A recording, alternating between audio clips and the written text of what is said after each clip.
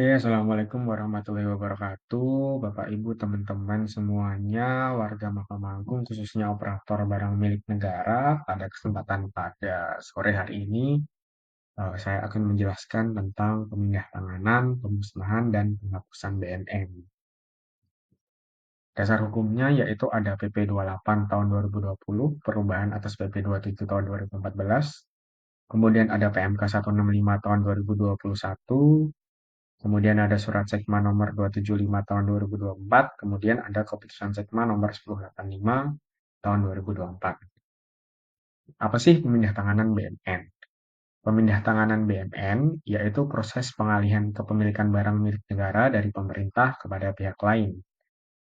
Pemindah tanganan BMN itu ada 4, yaitu penjualan BMN, tukar menukar atau ruislah, hibah, kemudian ada penyertaan modal pemerintah. Nah, ini adalah tahap dalam penjualan dan penghapusan BMN. Jadi Bapak Ibu mungkin ada beberapa yang masih kurang paham tentang penghapusan barang milik negara. Jadi penghapusan barang milik negara itu tidak bisa dilakukan serta-merta, oh saya mau hapus di Sakti, saya mau hapus barang ini nih, prosedurnya gimana gitu. Jadi ketika Bapak Ibu ingin melakukan penghapusan BMN, itu harus melalui mekanisme entah itu pemindah tanganan BMN ataupun pemusnahan BMN atau mungkin penghapusan sebab-sebab lain. Nah, yang pertama kita bahas mungkin kita kali ini akan fokus kepada penjualan BMN-nya dulu untuk pemindah tanganan BMN. Yang pertama yaitu Satuan Kerja mengajukan persetujuan penjualan melalui Siman versi 2. Untuk keterangannya yaitu pemohonnya Satker, termohonnya pengguna barang untuk barang-barang selain tanah dan bangunan yang mempunyai nilai perolehan sampai dengan 100 juta. Kemudian note-nya surat ditujukan kepada Sekma. Nah, mungkin ada yang bertanya, gimana kalau saya mau jual barang tapi nilainya per unit di atas 100 juta. Nah, nanti Bapak Ibu tinggal sesuaikan saja termohonannya yaitu KPKNL setempat.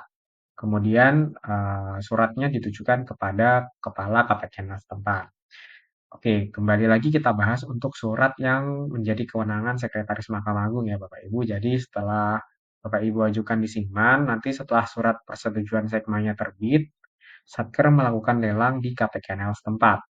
Kemudian, setelah lelang selesai dan terbit risalah lelang, Satker mengajukan SK penghapusan melalui SA Dewa. Nah, risalah lelang di sini adalah yang dimaksud adalah risalah lelang laku atau terjual ya Bapak Ibu. Jadi, risalah lelang itu macam-macam, ada risalah lelang laku, ada risalah lelang wan prestasi apabila eh, gagal lelang seperti itu. Nah, mungkin ada yang bertanya, Mas, kalau misalnya saya sudah melakukan lelang, tapi terjadi wan prestasi atau pembelinya tidak melunasi lelangnya. Saya harus melakukan apa seperti itu. Nah, nanti Bapak Ibu silakan dicek surat persetujuan penjualan dari Sekmanya itu memiliki jangka waktu 6 bulan sejak surat diterbitkan.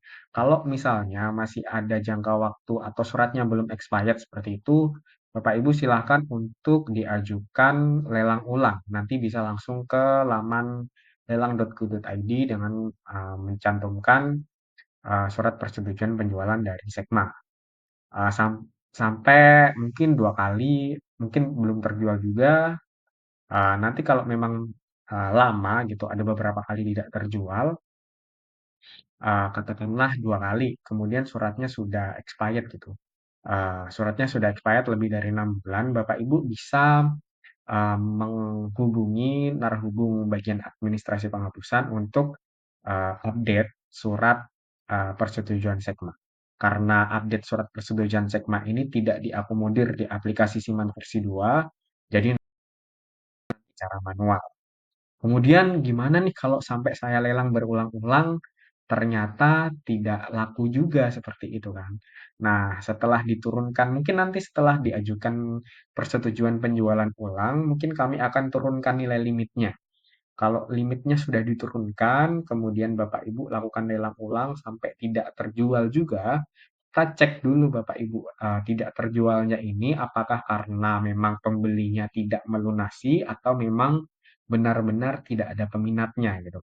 Kalau selama barang ini masih bernilai ekonomis, artinya masih ada pembeli yang minat, walaupun tidak dilunasi, itu artinya barangnya tetap harus dilakukan lelang sampai terjual.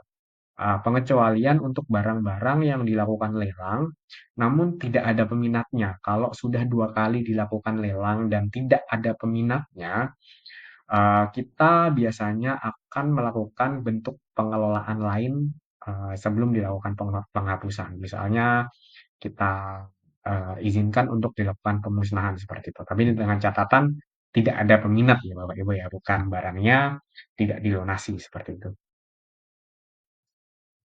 Kemudian untuk teknis desimannya, Bapak Ibu silakan login menggunakan analis Satker, kemudian masuk ke menu permohonan pengelolaan. Nanti silahkan diisi jenis pengelolaannya adalah pemindah tanganan BMN, tipe pengelolaannya penjualan, kemudian cara penjualannya lelang, jenis asetnya silahkan disesuaikan, kemudian apabila barang pemohonnya adalah satker, kemudian termohonnya adalah pengguna barang apabila barangnya di bawah sampai dengan 100 juta, kemudian kalau ada harga barangnya yang di atas 100 juta per unit, bisa diajukan ke KPKNL. Yang kedua adalah pemusnahan BMN. Apa sih pemusnahan BMN gitu kan? Pemusnahan BMN itu adalah tindakan menghapus BMN dari daftar inventaris karena sudah tidak dapat digunakan, tidak bernilai ekonomis atau tidak bisa dimanfaatkan lagi. Dengan cara merusak, membakar, atau menghancurkannya sehingga barang tersebut tidak dapat dipakai atau dimanfaatkan kembali. Pemusnahan BMN secara umum di Mahkamah Agung itu ada dua. Pertama adalah pemusnahan aset tak berwujud atau software biasanya. Itu diajukan melalui Siman versi 2 ke menu pengelolaan, kemudian pemusnahan. Pemohonnya Satker, termohonnya pengguna barang, atau KPKNL apabila harganya di atas 100 juta. Kemudian pemusnahan yang kedua itu ada pemusnahan persediaan. Itu diajukan melalui Esa Dewa, menu pengelolaan atau pemusnahan. Nah, pemusnahan persediaan ini biasanya kalau di pengadilan agama ada akte cerai, ada register yang sudah tidak terpakai lagi dan sebagainya seperti itu. Hmm. Kemudian ini adalah teknis untuk pemusnahan di Siman. Nanti Bapak Ibu bisa lihat di gambar. Jenis pengelolaannya adalah pemusnahan BMN, tipe pengelolaannya pemusnahan juga, silakan dipilih. Jenis asetnya masih sesuaikan, kemudian pemohonnya satker, termohonnya adalah pengguna barang untuk harga harga barangnya sampai dengan 100 juta. Kemudian untuk pemusnahan yang ada di Esa Dewa tadi yang sudah saya jelaskan berupa persediaan, jadi barang-barang yang ada di modul persediaan yang ada di Sakti mungkin sudah tidak terpakai, usang, atau memang tidak akan digunakan lagi, silahkan dimusnahkan melalui pengajuan di Esa Dewa. Kemudian saya ada note nih untuk Bapak Ibu sekalian, karena kan sekarang indeks pengelolaan aset ini sudah diturunkan dari tingkat kementerian atau lembaga ke satuan kerja, artinya pengadilan. Tiap-tiap pengadilan Bapak Ibu itu bertanggung jawab untuk indeks pengelolaan aset yang baik gitu. Indeks pengelolaan aset yang baik itu nilainya berapa gitu. Jadi kalau kita dulu kuliah, uh, indeks pengelolaan aset itu dihitung sama kayak IPK kita waktu kuliah gitu Bapak Ibu. Jadi IPK yang baik itu berapa ya? Yang kalau sebenarnya relatif ya, cuman kalau saya bilang ya di atas 3,5 yang bagus itu kan sudah masuk kumlot gitu kan istilahnya. Jadi kenapa Bapak Ibu harus melakukan penghapusan BMN? Karena saldo rusak berat Bapak Ibu itu apabila tidak ditindaklanjuti dengan penghapusan sampai dengan akhir tahun, itu akan tercatat sebagai salah satu indikator penilaian indeks pengelolaan aset. Jadi kalau masih ada saldo rusak berat, barang rusak berat di satuan kerja Bapak Ibu, itu akan mempengaruhi nilai IPA atau indeks pengelolaan aset yang ada di satuan kerja Bapak Ibu. Nah, solusinya gimana nih Mas gitu kan. Jadi solusinya dari saya sih sebaiknya sebelum akhir tahun barang-barang rusak berat ini sudah eh, dilakukan pemindah tanganan, entah itu penjualan atau kalau mungkin tadi ada akte cerai yang sudah tidak dipakai lagi silakan dimusnahkan.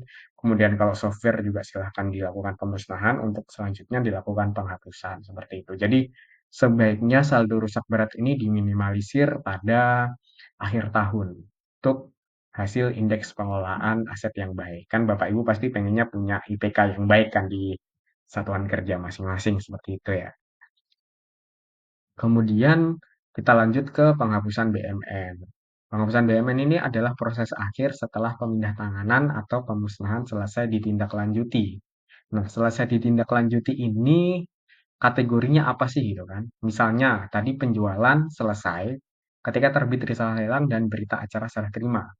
Atau pemusnahan dikatakan selesai ketika sudah ada berita acara pemusnahan. Kemudian penghapusan selesai ketika terbit SK penghapusan dari Sekretaris Mahkamah Agung.